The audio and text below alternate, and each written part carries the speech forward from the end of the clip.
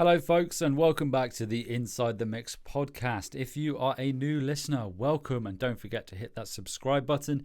If you are a returning listener, welcome back. So this is episode 91. It's dropping on a Friday, and it is a bonus episode. I like to do this every now and again.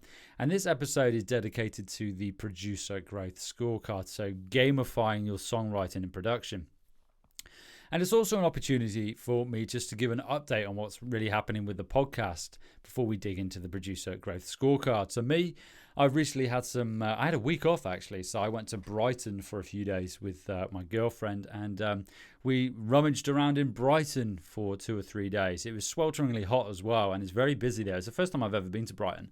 And I did like it. I got to say, I did enjoy it. The town centre, maybe less so, but that's obviously... You've got all your chain various shops and whatnot, but there's a place called The Lanes which I went in, which was really cool. And we actually went to a pub called the Druid's Head, which is the most haunted pub in Brighton. It's a Green King pub, so it's part of a chain, but that was pretty cool. I also managed to pick up some pretty cool, I say cool a lot in this, some really good artwork for the studio as well. So I've got an alien poster. So if you're watching this on YouTube, you can see it. I'm going to hold it up to the camera here. I've got an alien one. I've got a Lost Boys one, which I'm holding up to the camera again, and I've also got hopefully you can see this on YouTube, and I've got a Texas Chainsaw Massacre one as well. One of my favorite films, I've got to say. I'm a bit of a horror nut, so that was good. Before that, in this week off, I actually went to the podcast show 2023. So I travelled all the way across the south of England to that. So I got up nice and early, 5:30, drove across. Got to Hounslow East Station. If you are ever travelling to London from the southwest, or maybe anywhere really, and you don't want to drive into central London because it's a pain and you've got the emissions charge, Hounslow East is £6 all day for parking, which was amazing. I found it on Parkopedia, which I hadn't used in ages, but yeah, £6, and then you just get the tube in. It's about 45 minutes on the tube. So yeah, I went to Podcast Show 2023. Was it worth my travel? I'm going to be honest, folks. I'm going to say no. I don't think it was. I got there, and it's one of those ones. I've been in previous job roles and previous lives and stuff to the sort of sales event. I went to one for Microsoft at the Excel Center a few years back, and it just felt like a sales floor to me. There was a lot of people there trying to sell you various podcast editing equipment. So I signed up actually with Shure to see if I could win a legendary, what do you call it? It was a limited edition. That's what I'm looking for. Limited edition SM7B microphone. So I signed up for that, and ultimately I'm probably not going to win, but I did it anyway. And yeah, it just felt like a bit of a sales floor really. You kind of wander around. A few people tried to sell me various editing suites. There were sort of podcast agencies and marketers there.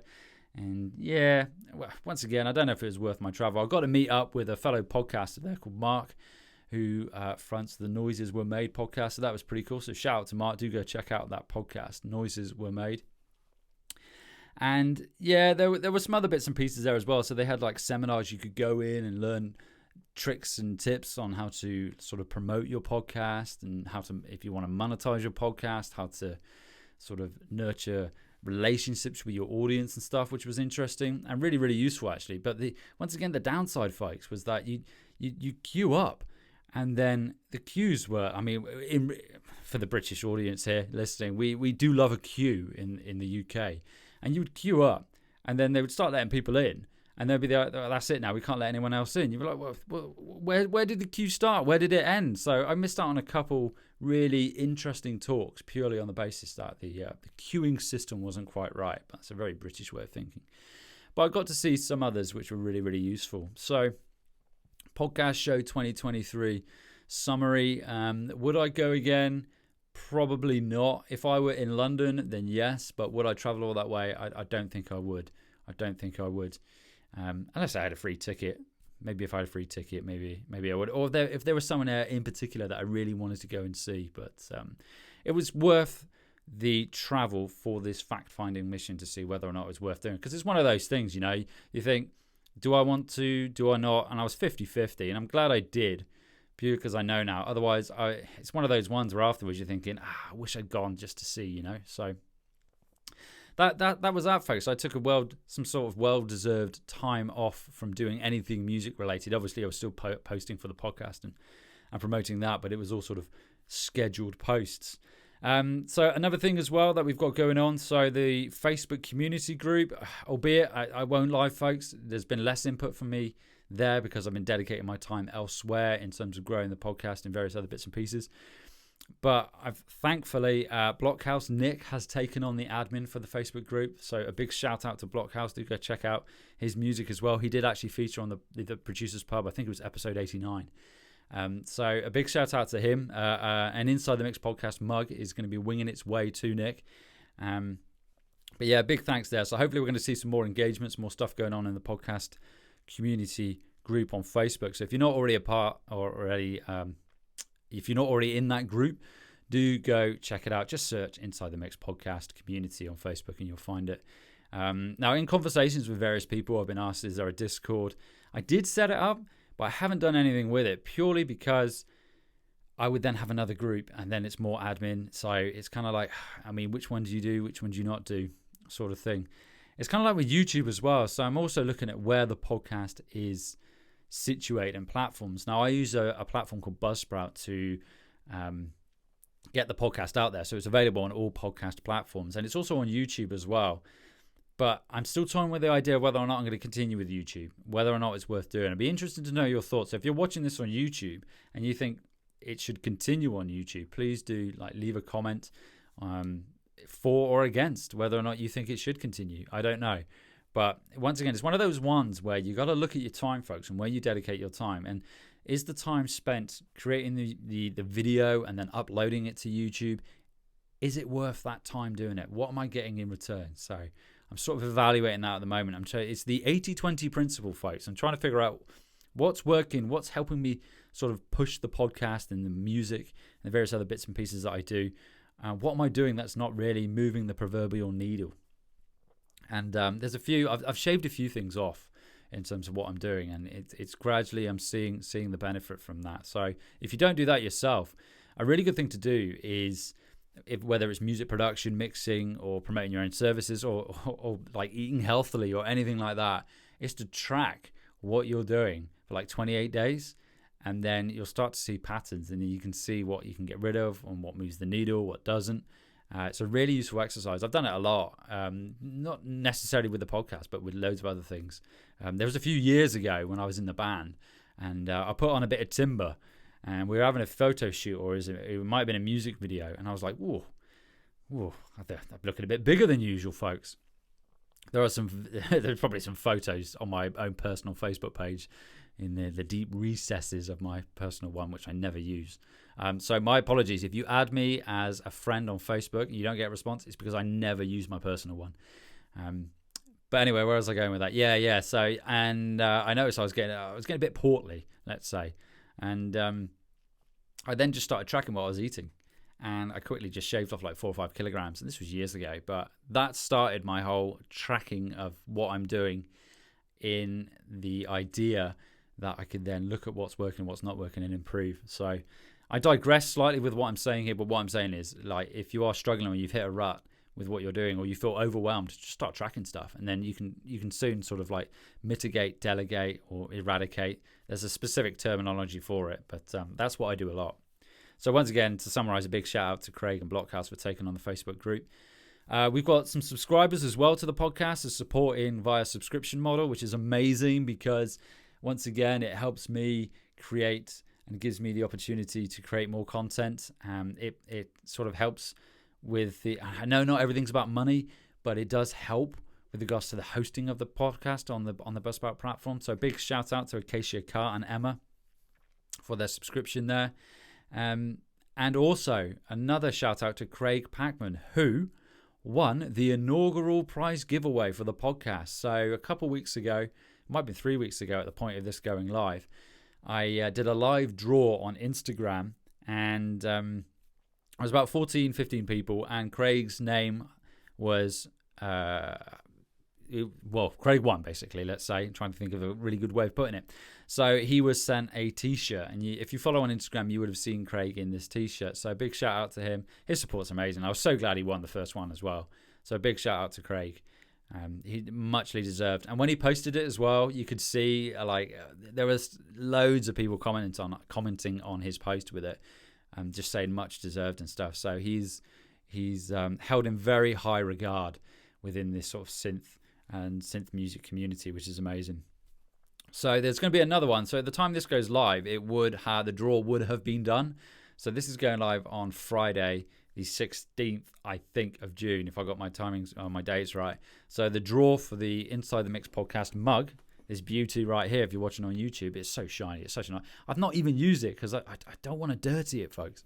But it's a great mug. So that draw has been done. And a shout out to whoever won. I wish I could see the future, but I can't. Actually, would I want to be able to see into the future? I'm not sure. I'm not sure I would. Because you'd see things, and I'd rather just not know, you know.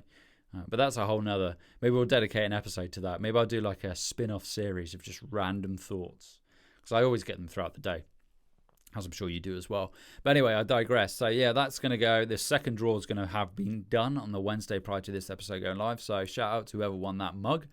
All you need to do, folks, to enter these competitions is, you'll see me bang on about it on Instagram, is you need to tag, comment, or share an Instagram post. So that's tag someone on one of the posts on the Instagram, on the podcast Instagram page, or tag someone in your own post and then tag the podcast, maybe with your favorite episode. Just share a post. All you need to do is just share it in a story and you get entered. And what was the other one? Comment. So just comment on one of the posts. It has to be on Instagram. It's only on that platform because I'm dedicating my time to that platform. And you can enter the competition to win. What will it be next time? We'll see. I think we might do a t-shirt, a mug, maybe a hoodie. We'll see how gregarious I'm feeling at the time. But there'll be a July draw, so that'll be the third one. So do look out for that. This draw that has just gone on the Wednesday prior to this has the most numbers. So at the time of this being recorded, so this is Saturday the 10th, there's about 25 people entered into it, which is amazing. So a big shout out to everyone who has sort of got involved with that competition. So there you go, folks. I think this is quite nice to do every now and again, just a bit of an update for you with what's going on with me and the podcast and just music in general. Another thing to add as well is I'm going through the process now of writing an EP. I've got I've got loads of tracks, to be honest, but I've got 4 or 5 tracks that I'm going to put on this EP. I've mixed one. It's a mix. I'm going to go into revising that mix now. So shout out to everyone who's helped me on that. The podcast episode 91, the Producer's Pub, you can hear a snippet of that, so do go check it out. So shout out to Aisle 9 and Neon Highway for the feedback on that, which is amazing. I'm also now mixing, at the point of recording this, a collab with Aisle 9 as well, which I'm super stoked about. He's laid down his amazing guitar work on that. He's been dubbed by me unofficially as the Dave Gilmour of Watch It.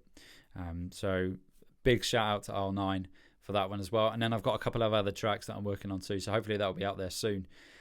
And this sort of segues nicely into the Producer Growth Scorecard, which is what this episode's about, apart from the sort of update, folks. And if you're watching this on YouTube, you can now see this. So the scorecard, basically, it's a way of gamifying your music production, your mixing. And I created this because at the turn of the year, like early 2023, I was in a bit of a rut with regards to my songwriting. I'd do it every now and again. I'd sort of be like, I'll do a couple hours now, and then I wouldn't do anything for ages. And I just wasn't seeing like any music being created by me. And also having the conversations I had leading up to December, there was one in particular with the safety word. And we were talking about how just doing like 5 or 10 minutes a day can make a difference. And it really does. So this scorecard in particular I put together, and there's what you have is it's a Google Sheet doc, so it's nothing special, and you can grab a copy of it just by clicking on the link in the description for this episode, or you can go to the podcast website, Inside the Mix podcast.podia.com. If you're watching this in the future, or rather if you're listening to this further down the line, it may well have changed to just insidethemixpodcast.com. It's going to change at some point. It all comes down to finances, folks, and I'm sort of putting the investment into the podcast where it's going to have the most impact. So yeah, it's just gamifying. So if you're watching this on YouTube, you can see, and I'll describe it to you. There are 17 different categories within the podcast scorecard, within the Producer Growth Scorecard rather. And it ranges from like releasing a new album to a new EP, songwriting, creating an 8-bar loop, practice a new mixing technique, finish a composition, complete a mix, and they all have different points.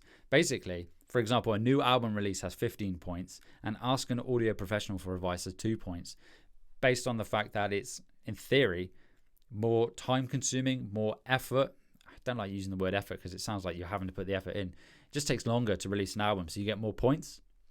And the idea is over 28 days, you then record the points every day for what you do. And then there is an example week here as well, which can show you. So on average, I find that between 40 to 50 points a week seems to work quite well. And then there's a progress tracker as well. So every 28 days, it goes in cycles 1 through 12. And you can write your Producer Growth Scorecard total.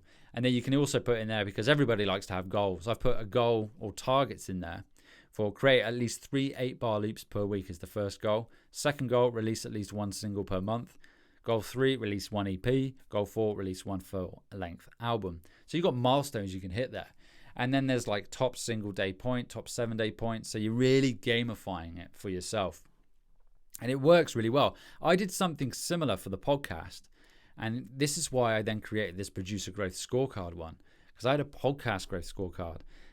Shout out to Adam Shibley for this because it was amazing. And I started using this scorecard around this time last year, or maybe sort of April, May. And like the growth of the podcast is the hockey stick curve. It just went nuts. It was incredible. So I thought surely it was going to work for music production and mixing. And it really does. So I started doing this at the beginning of the year. Every day, Monday to Friday, for half an hour at least before I do anything else, I just write a song. Do something. I'm songwriting. So I did that from January to I think around April. And I had so many ideas coming out. And now it's changed. So every morning I'm now mixing because I've got this EP I'm working on. So I'm dedicating at least half hour every morning to mixing. And in doing so, I then what have we got in here? Practice a new mixing technique is 5 points. So just by doing that, I mean, if I'm practicing a new mixing technique, 5 points every day. What have we got? 7 5s, 35 points. So you can quite easily pick up those points. I want to give a shout out here to Dream Commander Eric Young.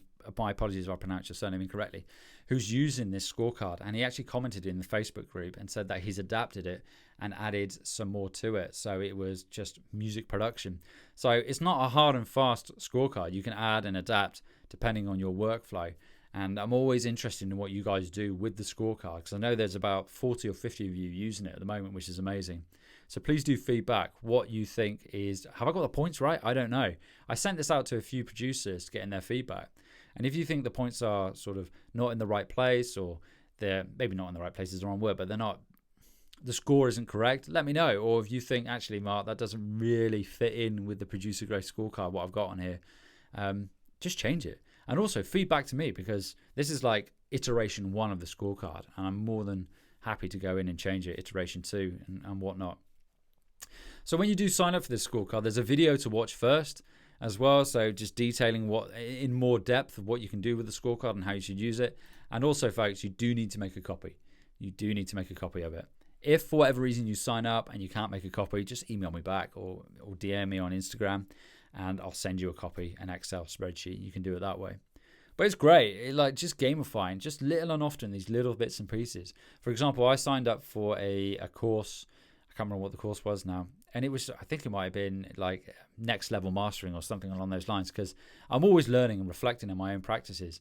And I don't think you can ever turn around and say you've mastered something. So I'm always doing that. And just doing that, like that's an extra 5 points a day, just in terms of watching, digesting and learning content. And I can guarantee you folks, using it, it will make a difference. So if you're stuck in a rut with your music production, songwriting, mixing, mastering, try out this scorecard for 28 days and see how it goes.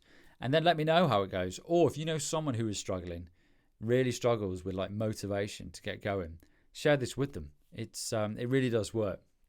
So folks, as I say, you can download this scorecard from the podcast website, insidethemixpodcast.podio.com.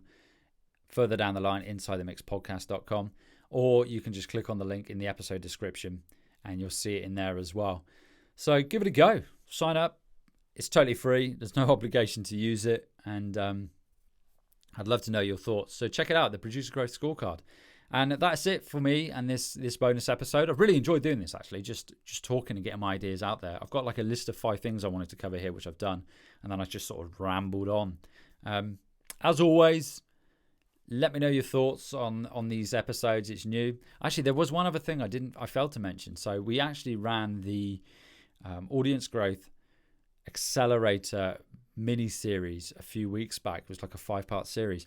And there were pros and cons to doing it. It was a lot more work for me, I won't lie. But I wanted to see if it was worth doing. And I think it was. I did enjoy doing it.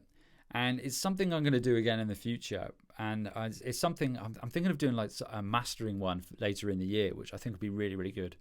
Like a mastering 5 days masterclass or something. And I might even, in fact, I'm thinking off the top of my head now, get some other mastering engineers involved and maybe have a guest or a ghost episode where they deliver an episode. Maybe each episode could be where another engineer comes on and then delivers their take on a particular part of mastering. That's a really good idea. That's a fantastic idea. I'm going to make a note of that, folks. Anyway, I'm going to go away and do that. So once again, it's like a stock take episode for the podcast, this one here, because we're at episode 92 now and we're rattling along to episode 100, which is amazing. Thinking back to 2.5 years ago, and I thought 100 episodes looked like a long, long way away. And it's almost here, which is amazing. So a big shout out to everyone who follows, supports the podcast. You're all amazing. And I've got much love for you all. And yeah, that's it for me now, folks. So I'll catch you at the next episode.